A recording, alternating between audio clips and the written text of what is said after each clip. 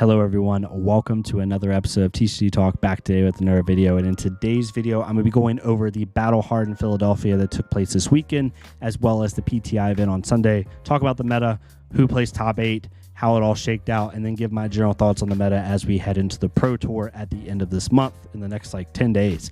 Yeah, if you're new to the channel, welcome. Thank you so much for stopping by. Hopefully you enjoy your stay. Feel free to check out my other content. I do content on a myriad of games, including Flesh and Blood, something for a little bit of everybody. Really, really good stuff. If you're a long-standing supporter, thank you so much as always.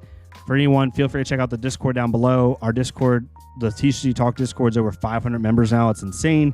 And then also I have a channel membership.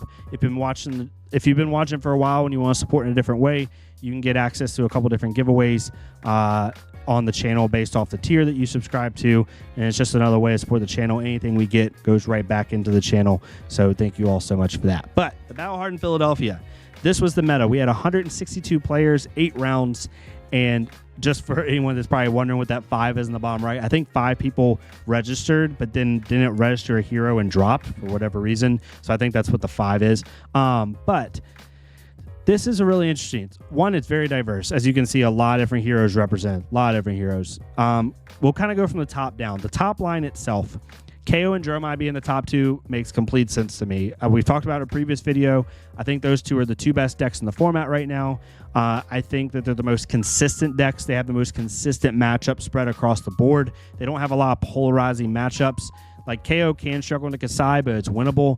Jeremiah has some weird matchups into Ninja, but again, it's winnable. They really don't have a polarizing bad matchup, which is not going to be said the same for other heroes. Another hero that surprised me in the top round, or the top line, was Kasai.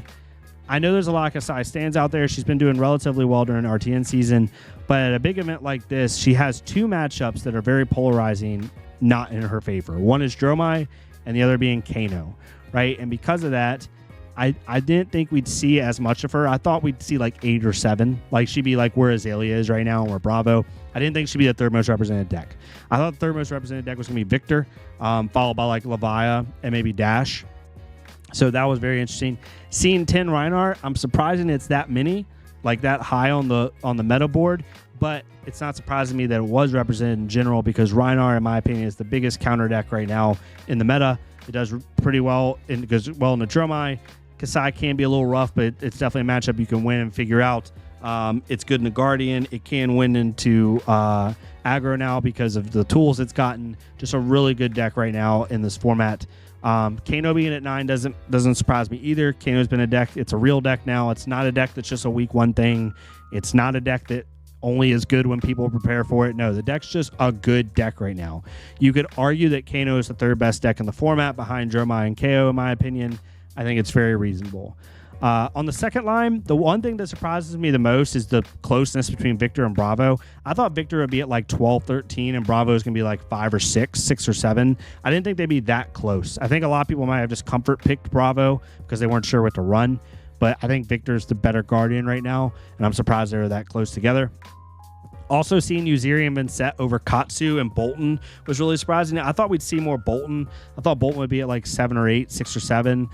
Seeing 6 been set is interesting. I have heard rumblings that the hero is better than people think, and a lot of people are excited about it, but wasn't expecting 6. And then Katsu was expecting a little bit more. I thought Katsu had some good game into a lot of the heroes in the format. It did really well week 3 of RTN season. I thought some people would hop on it. So to only see 4 Katsu is a little bit interesting to me. But other than that, pretty overall even meta. Then we got to the top 8. So the top 8, Guy got the #1 seed. Guy, extremely talented Jeremiah player, fully blinged out Jeremiah deck. Playing against Joshua, we had Brody and Mara in the Jeremiah mirror, 2 extremely talented and accomplished players. Caleb, who was on a contract Uziri list, very, very fatigue oriented, almost like a cosplay Arachne list. Ryan. Then we had Hike. I hope I'm pronouncing that correctly, my friend. Hike is in the local to the not Dallas, gosh, that's where I used to be. Local to the Washington, D.C. area, I believe, the DMV, and ended up coming to our RTN here in Charlottesville and doing really well, placing top 8, kicked my butt in one of the Swiss rounds. And then we had Colin, who is also known as Kitterfox in the Discord, if you've ever seen them. They have been on Uziri since forever, and they were on more of a red line Uziri list, which is really, really cool. So we had two different spectrums of Uziri in the same top 8. Joshua ended up beating Guy on Kano. Brody ended up taking it over Mara in the mirror. Then we had Caleb ended up taking over Ryan with his more contract-style Uziri list, and Hike ended up beating Colin on his list with Kasai. I think that matchup was better for Hike because it was a red line Uziri list. I think Kasai plays a little bit better into that. But there was a grinder of a matchup between him and Caleb. And Caleb, they both had like less than 5-6 cards left in deck. And I think Caleb ended up pretty much winning by, I'm either going to kill you on this turn or you're going to run out of cards. And then Joshua ended up beating Brody pretty handily. And then, so we had a contract Uziri versus a Kano in the final, which if you ask 100 people, 95 of you would say Kano's got this in the bag, including myself. A lot of stuff happened in that final. I'm not going to make this negative, okay? The final went a little bit awry. Joshua had a little bit of a mistake with his resource count. There's two things I want to say about it. One, don't be so hard on the judges. I think even though the judges got in there a little bit late in that term, they should have stopped it earlier. I agree. I think the right call was made. I'm not even going to go into the call. I'm just going to say I think the right call was made. It made the most sense other than just literally giving Joshua the loss, because I think that was the only other answer. You could not, since cards have been drawn from Tome of Fiendal, you could not rewind that board state. So it's either give Joshua the loss because he's drawn and played cards he shouldn't have, or rewind it to the last legal play, which made sense for the nodes. Basically, Joshua left like 14 damage on the table because he miscounted his resources. The second thing, and again, I'm going to go right back to positivity after this, don't call someone a cheater unless you 100% know in any facet, in the Discord, in chat, when you're watching, none of that crap. Stop doing it. I saw a lot of people saying, well, he was cheating, or, the Kano cheated. That's BS, right? You're insinuating that they did it on purpose, which is ridiculous, right? Joshua is a younger individual, not brand new to the game, but brand new to stream, right? First ever final in a Battle Hardened. Maybe the player was just nervous and accidentally miscounted their pitch, or they were so in the tank on their own stuff that they weren't realizing some stuff they did wrong. Give people a little bit of benefit of the doubt. Did the player make a mistake? Sure. But to say they were cheating is ridiculous. But that's all I'm going to say on it. Caleb ended up taking it, and that's why we play the game, right? Even if it's a matchup where it's 90-10, 10-90, you play for your outs, you play the best you can, and you hope your opponent makes a mistake, and that's what happened.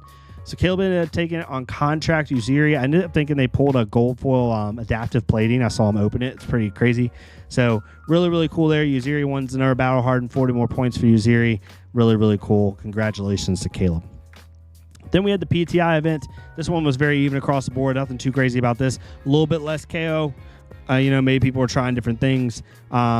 This is the rest of the meta kind of makes sense to me. Again, I thought we'd see a little bit more Bolton personally, but I guess not. Maybe just Bolton's not an exciting enough hero for people to just pivot to. Maybe not. I'm not sure. But the top 8 went like this, and then we ended up having a Kano mirror. Majin Bey ended up playing against Nathaniel. Some really cool point outs for this one. I'm pretty sure Corey was, if I remember correctly watching it, Corey was on a Medax Reinhardt list, which is really, really cool. So it's really awesome to see that list do well. Natalie, who was local to the VA area, did really well on Dromai. Congratulations to her. Really cool seeing our locals do really well at these events. Matt Rogers, really notable name, and Kasai in the top 8, but we ended up having Nathaniel versus Majin Bey in a Kano mirror, and Majin Bey ended up taking it, winning. So Kano almost swept the whole weekend, right? Honestly, one misplay away from winning both events. So it's going to be really interesting to see what happens going to the Pro Tour. I do think going to the Pro Tour, I think the top 3 decks are kind of what was shown here. KO, Dromai, and then Kano. I think what's interesting is you see KO be the most represented in the Battle Hardened, but not one KO made top 8. So not really converting very well, even though people are calling it the best deck in the format, which I agree it is slightly, but it's not converting. So we'll see if it converts to the Pro Tour. Dromai did have actually really good conversion. So really looking out for Kanos and Dromais. I'm interested to see how much Kasai is at the Pro Tour. I think you have to have a lot of tenacity, no pun intended, on yourself to play Kasai in this type of environment. She just has too many polarizing matchups, and by too many I mean like 2 or 3 in this format, to where I hate the term gym roulette, but with Kasai, you really are playing gym roulette because there's 2 matchups where it's pretty much an auto loss for the most part. So I'd be really interested to see how many Kasai there. I actually think she won't even be a top 4 represented deck. She might be like 5th or 6th, maybe 6th or 7th. But that's just my opinion. I do think we're going to see a little bit more Bolton. I think we'll see a little bit more Katsu as well. And a lot more Kano, I think. But let me know what your thoughts are down below. I'd love to hear it. It's really interesting. I'm really excited to watch the Pro Tour. I wish I could have made it to Battle Hardened Philadelphia, but life had other plans. It is pretty close to me in Virginia. I just wasn't quite able to make it up there. Hopefully I can get to an event here soon. But thank you all so much for watching. If you like this type of content, please leave a like, comment, or subscribe. If not me, it's totally fine. Go to another creator, leave a like, comment, subscribe so we can get more people seeing these games. And I'll see y'all next time on TCG Talk. Thank y'all so much.